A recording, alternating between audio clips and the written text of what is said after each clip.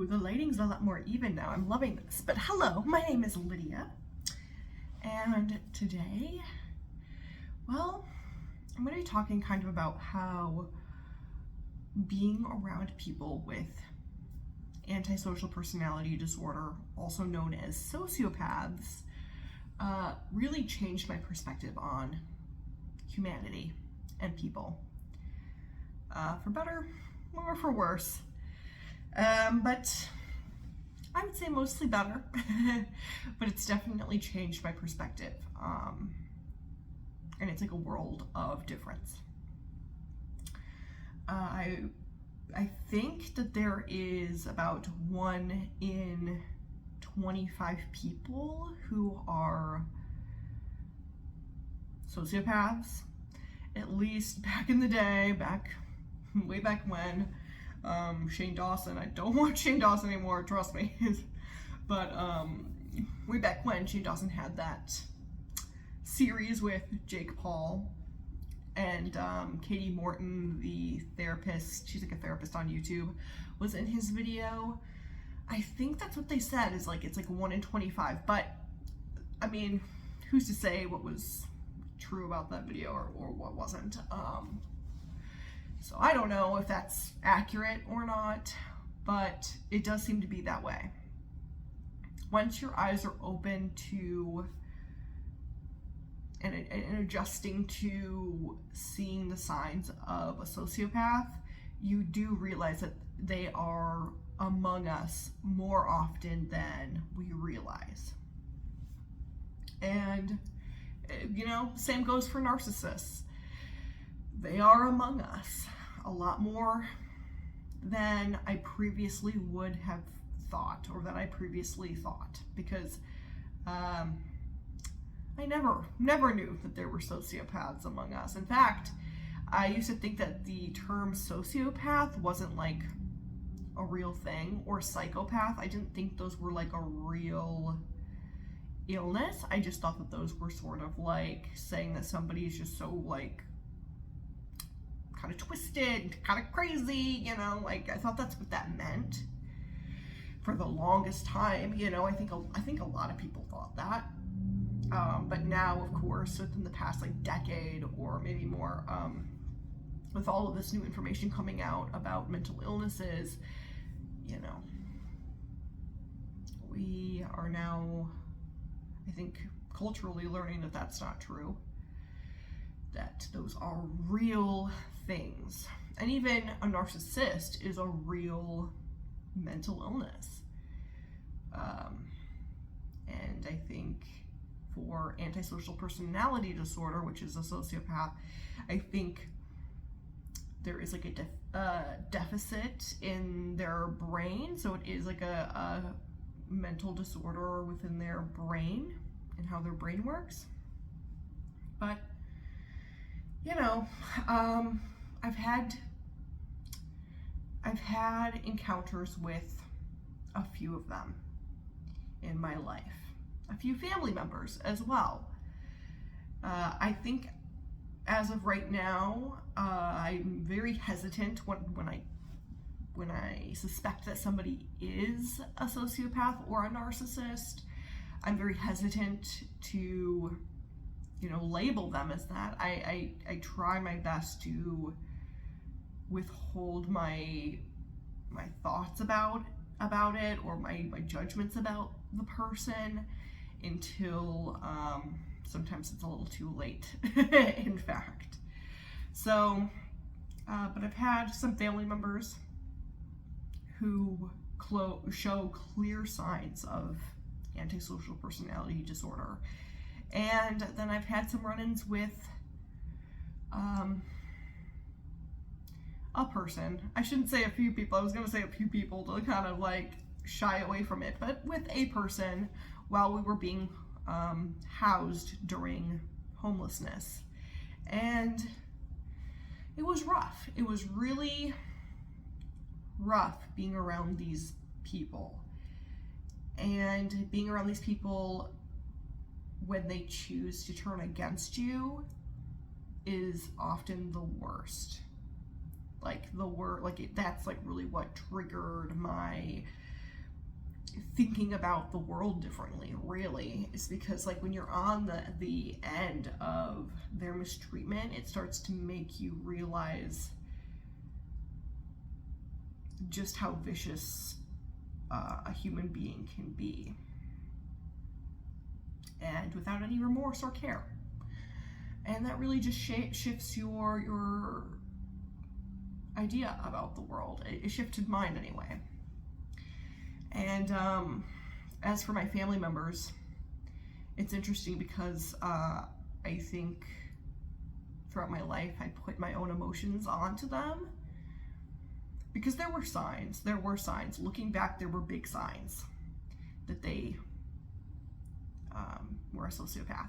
But I always told myself, like, they don't mean it like this, they mean it like this, or like trying to, like, they're human, but sort of trying to personalize. I almost said humanize, I'm like, that's not the right word, but they're trying to, like, I tried to personalize them, try to create this emotion and empathy that wasn't really there.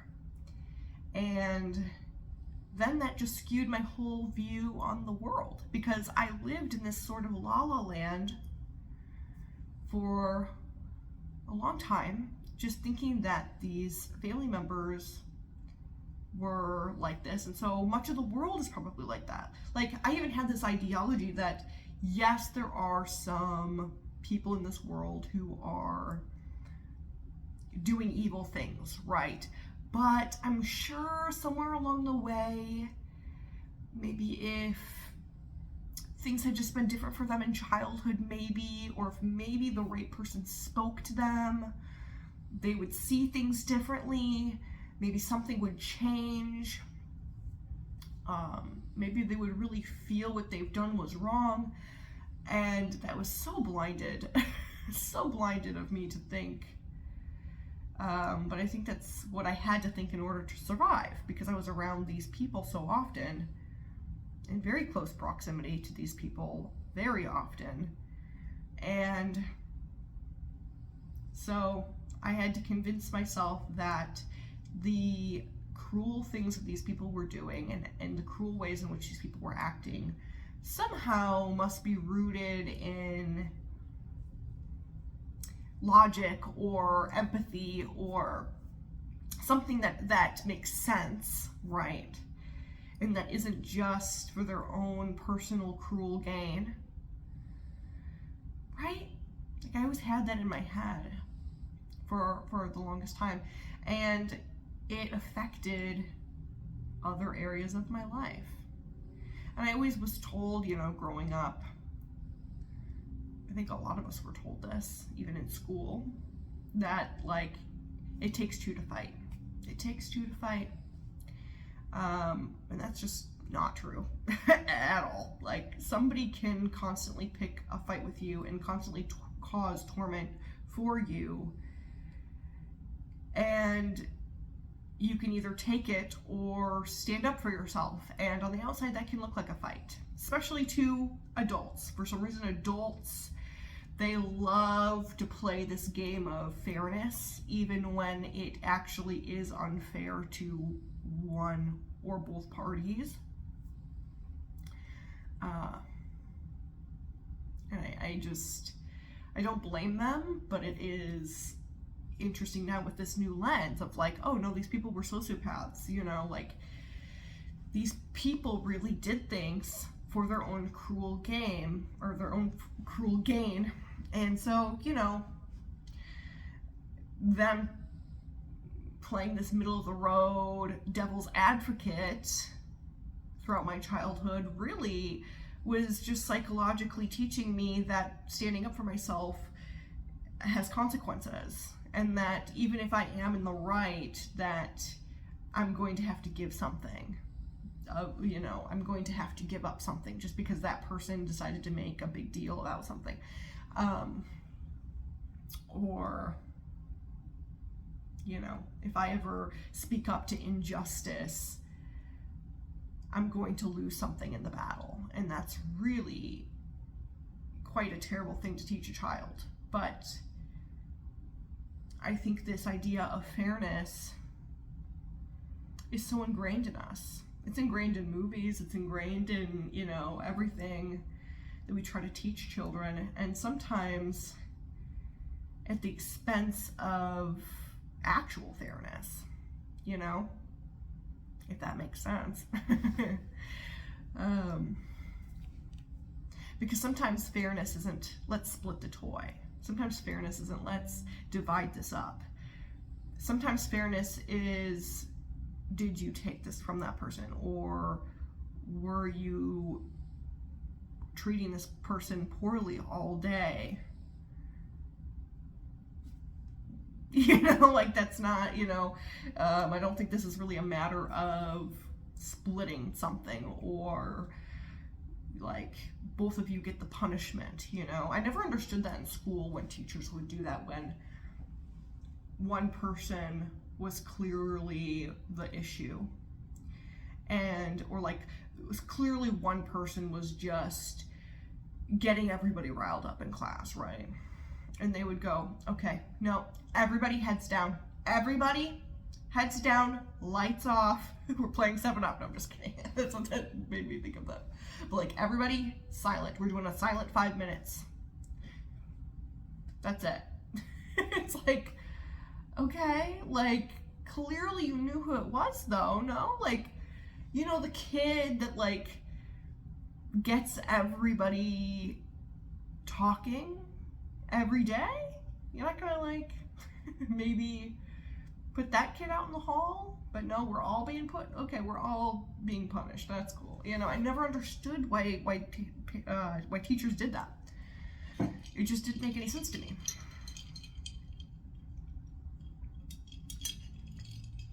I mean, I guess if you can't find who did it, which reminds me of, do you guys follow Matt the Person on TikTok, or maybe he's on YouTube? I don't know. But he did a skit about that, and it was golden.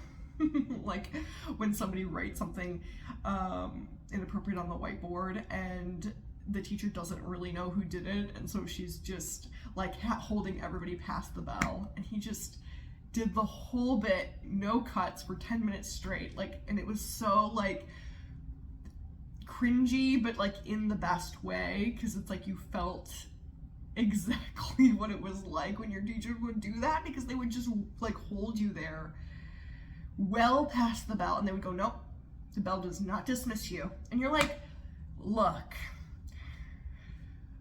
look, ma'am, you know me. I would never write something like that on the whiteboard. But why am I getting punished? Why do I have to tell my science teacher that I was held back for a half hour, when it was clearly Billy, or John, or I don't know. It's just funny. That skit was great. And he just silence and just changing the expression on the teacher's face, because they always did that. They just were so appalled that nobody spoke up. And it was of course nobody's gonna speak up. Miss Johnson, okay, he's not gonna speak up. Why? So you could be publicly humiliated in the class? Doubt it. Detention again? Come on. Of course he's not gonna speak up.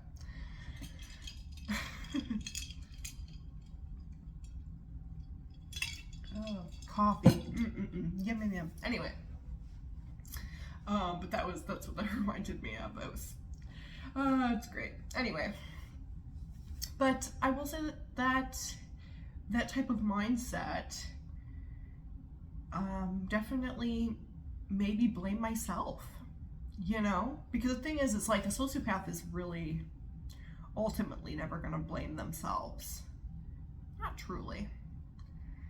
And so when you're having two kids here, one of them's a sociopath and one of them isn't, one of them is never going to take the blame, and one of them is going to have to take the blame. One of them is going to have to emotionally take the blame, even if you are trying to divide it up evenly, even if you are trying to make things impartial. Sometimes, hot take, sometimes you gotta take one kid's side. Hot take. And you know what? Your other kid's probably gonna go, you always take their side. But if you're fair, you'll know for yourself that that's not true. Because real fairness is not dividing things. Real fairness is not. Real fairness is whose toy actually was this? And why did you take it? That's real fairness. Real fairness is you need to stop throwing a fit. Because, right? It's like, I don't know, it's just interesting. Real fairness is sometimes taking one of your kids' side over the other kid. Hot take. Or maybe that's not a hot take these days. It was just a hot take growing up for me. It was not, no adult was ever gonna listen to both kids' side and go, okay, let's sort this out here. Who's really in the right? No. It was like, shut up, y'all both. I mean, come on. You go to school, the teachers are not sitting there like, let me delegate. Let me be the judge. Jury, they're like, look, one of you guys gets it for 10 minutes and then I'll switch you out. You stop. Like, flip a coin, pipe it. Which is whatever. It's an interesting tactic. It definitely didn't help me growing up. But I do think that in the long run was not helpful to me. And, I think throughout my life, it affected me in other areas.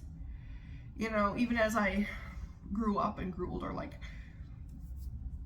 I found even some certain types of humor funny because I didn't think of it in a sociopath's mindset, if that makes sense.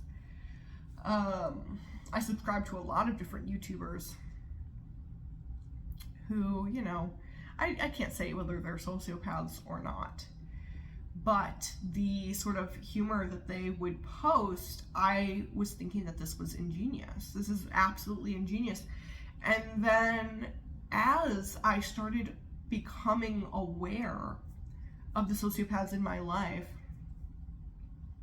and started breaking out of that putting myself in their shoes or putting like a wholesome spin on it or an empathetic spin on it. After I started breaking out of that, I really started to realize how absolutely sick and twisted some of this stuff actually was. And how some of these people aren't making these videos as a joke, okay? And that was actually really hard for me to let go of because I used to love this type of humor that was like, you don't know whether they are being sincere or fake, or like if they're being sincere or kind of making it like I don't know, like some sort of art form, or like saying something about society, if that makes sense. A good example of this is like Trisha Paytas, okay? Right? And again, I am not saying whether these people are sociopaths, anybody I mention, okay? I'm just saying that these are some people that I watched. I was obsessed with Trisha's content, Trisha Paytas. I thought that she was ingenious in a lot of ways. I thought she was a creative artist and genius. Because a lot of the times it was a breakdown and stuff, and that was really hard to watch, but I felt for her in those moments. But a lot of her videos were, to me, this sort of like social commentary, or like her being overly self-aware to the point where she is able to make fun of the persona that people put on her. I really had this ideology that like that's what her videos were. And now, now looking back, I'm like, that's not what any of that was. Maybe some of that was for her, I don't know. But over time, it's like this sort of realness sort of started to peek through, and so I started to realize, like, wait, no, this is just her, I guess, just being her. Like, this is, or like if she was like making a joke, it was like not in this intelligent way that I thought it was. Not to say that she's not intelligent, I'm just saying that that's just some of the videos that I watched were just not as intelligent as I thought they were, not as performance arty as I thought they were. I thought that Trisha Paytas' channel was kind of a performance art, truly. And like looking back, I'm like, oh boy, yikes. Because it's not. Because it's not. And it kind of skewed my thoughts about everybody. People in my daily life, I no longer read into what they're saying, and I just take it for face value. Which is, you know, kind of difficult being neurodivergent, because I also was taught in a way growing up that you do kind of have to read into what people say, because people don't often say what they mean. They kind of say something and then it's like very ingenuine, you know, it's sort of like the difference between nice and kind, you know. Some people might offer something and that's not actually what they're offering, that's not actually what they mean, you know. And being passive aggressive, like I became super heightened and attuned to passive aggressiveness. So, and like, what does that mean? What do people actually mean when they're saying this? Because clearly it's not, based off tone, it's not what they're saying. And at the same time, with all of this going on in my mind, like all of this newfound information about sociopaths and this newfound like awakening about their true intentions and how it really is what it is, it's kind of crazy, because it's like in some aspects of life we gotta read into things, but then in some aspects we really shouldn't at all. And I don't know, that's been kind of an interesting thing to move back and forth from. But these people, you really can't read into them, because there is nothing to read into.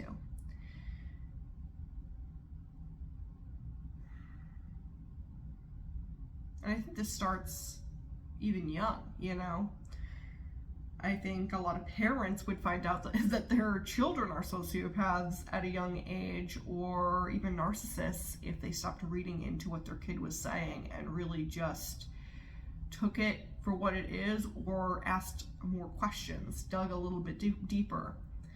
And by asking questions, I don't mean fishing the answer that you want out of your kid. I mean like literally like, well, what do you mean by that? And not giving them any help with that. Like, use your words, like try to express what you meant by that, because they will pick up, sociopaths will pick up on you trying to fish out what you are wanting from them.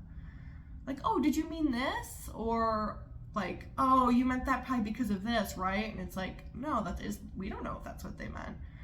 And I mean, maybe early detection would help them fit better in society and learn how to stop manipulating people, you know. But back on the topic of different channels that I was super interested in. I was also interested in this channel for a while. Back when they had like hardly any subscribers. I'm almost afraid, not afraid, but I almost don't want to say the name of the channel because it's really quite demented. But it was called Hiding in My Room. That was the channel name. And this guy on here, he just, well, let's just say he definitely displays sociopathic behavior. And like all of his videos kind of have this like, there's no way this could be real. There's no way there's a guy out there that genuinely can say these things, or you know what I mean? Like, it's like half of the videos were like vlog style or sit down style, and he would be like venting about something and then say something just absolutely heinous. Like, I can't believe you just said that about your wife or your girlfriend, right? And I do think a lot of them are staged in a way. Like, I think he just makes up a bunch of stories and whatever. But a lot of it seems like it's based on just how he genuinely feels.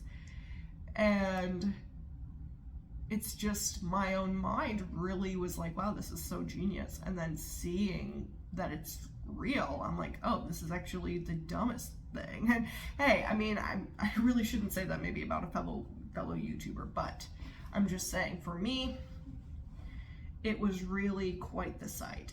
It was like this really interesting realization that it wasn't as ingenious as I thought it was. And I don't know. I always had hoped that I would find a channel that really was what it was. But I think a big part of what I thought was so genius about it is that you couldn't tell.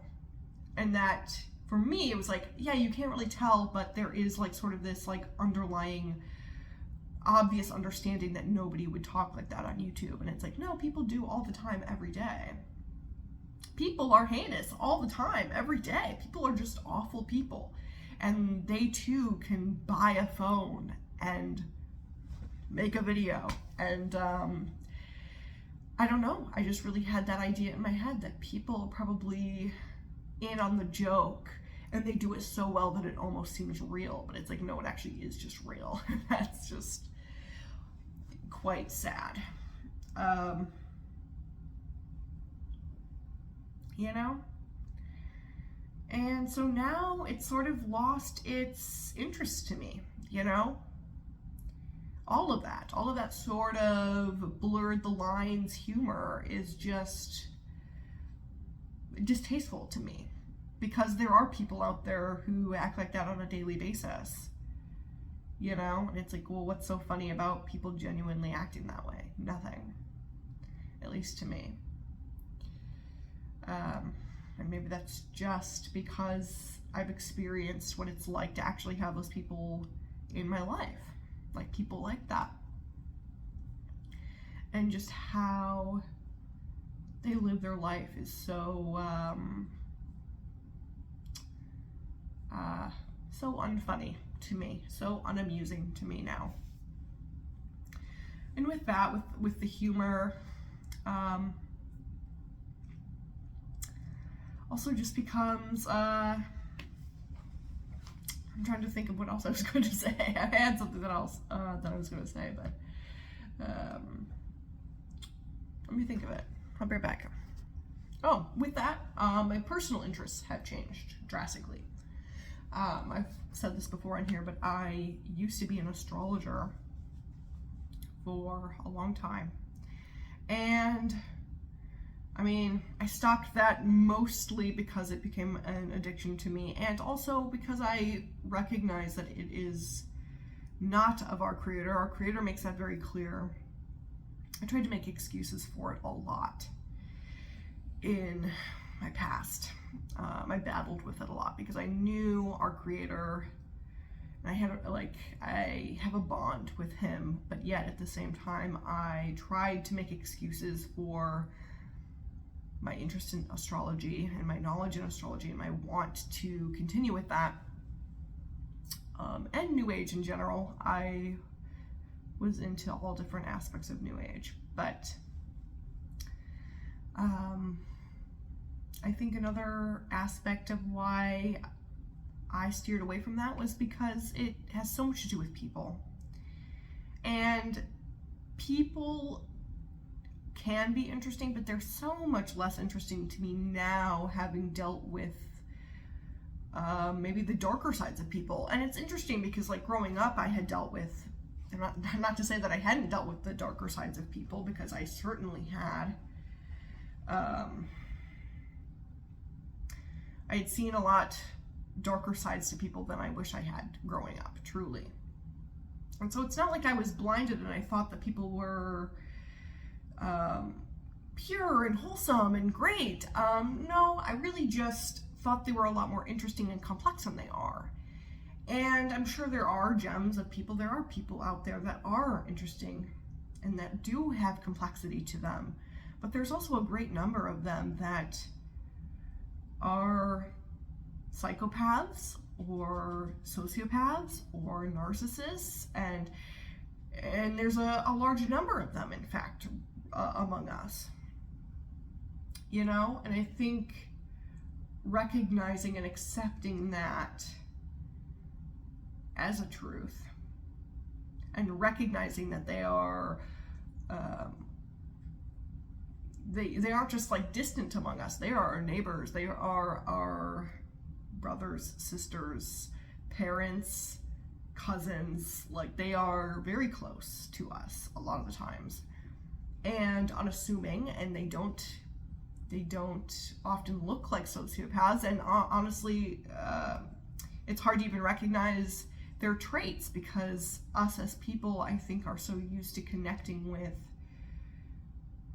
other people with empathy, and we're taught that we should become attuned to recognizing empathy in other people, that we are so blinded when somebody doesn't actually have empathy. It's like we implement that empathy within them and read between the lines and fill in the blanks, you know, and it's like, wow. When in fact, even the people who are there to help you maybe aren't going to help you. Maybe they aren't going to be in your best interest.